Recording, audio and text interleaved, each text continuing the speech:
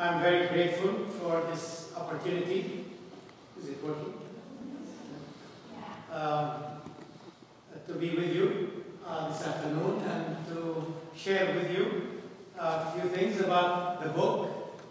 And I hope you will find this book not only inspiring but also challenging, so that you could also be involved in ministry.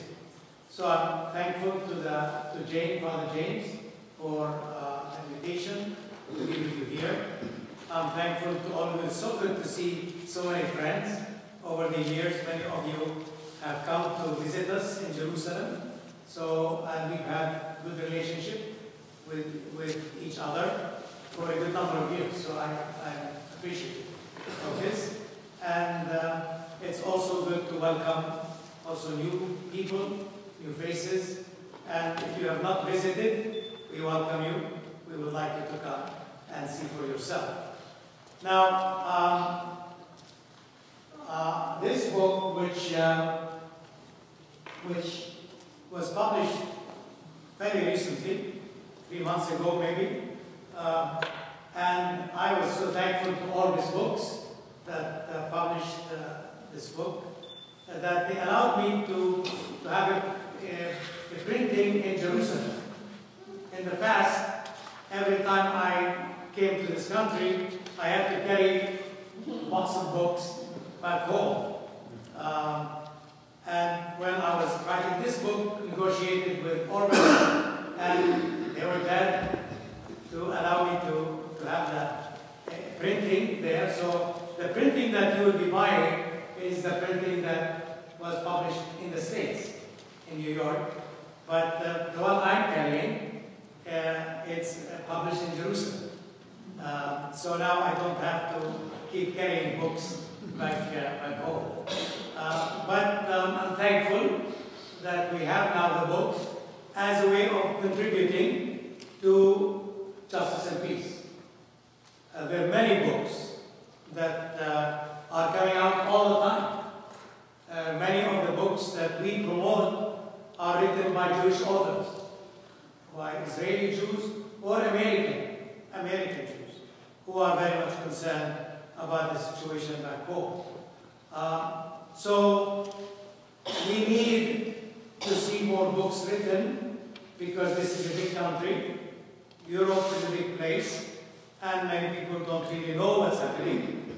And I think, especially those who are able to read and are open to learning, I hope that this book and other books can help them to continue on their journey for justice and peace. Now, I am writing, as usual, from my perspective of faith. Now, Sabir is in partnership with many people, including Muslims and Jews.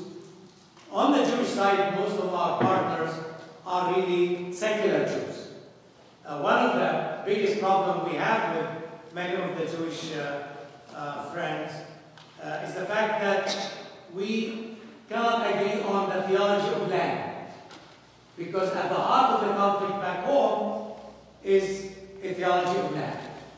Depending on what your theology of land is, you will either be working for a just peace or working for a peace where Israel will be dominant, because the premise that many Israeli extremists and Israeli religious settlers work from is that the land belongs to us by God, and so the Palestinians have no rights. So I'm approaching this whole conflict from my position of faith. But as many of you realize, living back home, you have to deal, every time you write anything, you have to deal with history. You have to deal with politics. You cannot escape from politics. And if you're a person of faith, in this instance I'm talking about myself, you have to really deal with the Bible, and you have to deal with theology. If you leave any one of those, I don't think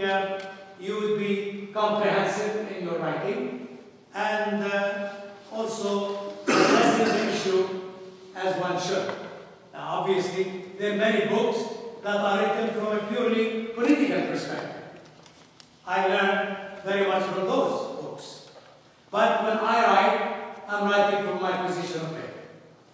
As a Christian, as a Palestinian, as an Arab, and also as an Israeli citizen, because that's who I am. All these are parts of my own identity. Now, if you have some biblical background, I hope you will enjoy every aspect of this book. If you don't have a religious biblical background, you might stumble a little bit on the more biblical theological part, but I would plead with you, don't give up on me.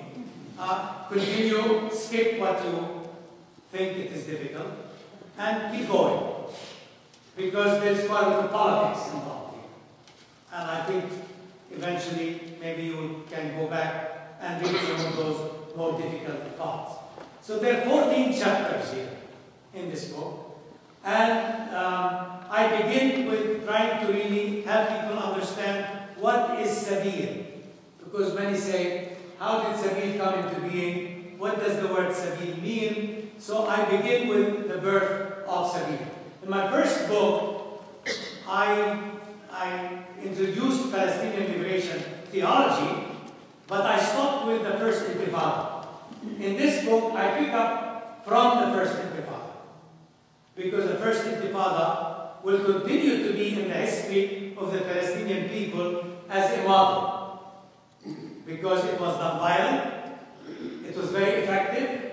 Unfortunately, somehow, for many reasons, the Palestinians left the non-violence of the first Intifada, and when they had the second Intifada in the year 2000, they picked up the sword, they picked up the gun, which many of us have regretted, continue to regret all along.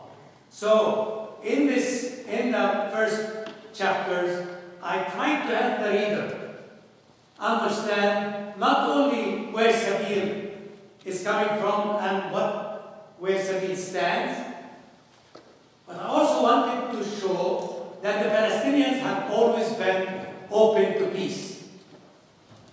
I'm not exaggerating. That the Palestinians, from the very beginning, although they believe, and I believe, that Israel committed an injustice against the Palestinians, but we were always open to peace. But we believe that Israel was not open to peace because the ideology of Zionism is to take the whole country of Palestine. If you look at all the documents, and research has been done on all Zionist documents in the past, and we know that from the very beginning, from Herzl himself, the father of Zionism, it's very clear the vision that Zionists had for Palestine. Take the land, throw out the Palestinians, throw out the people. So I try to help people understand the background, that we are open to peace, and that the Palestinians are really very generous in their concept of peace. Because we want Israel to live in peace, but we believe that Israel has to do justice. And that without justice, Israel cannot live in peace. And will never, categorically never, have security. Without justice for the Palestinians, Israel will always live insecurely in the land.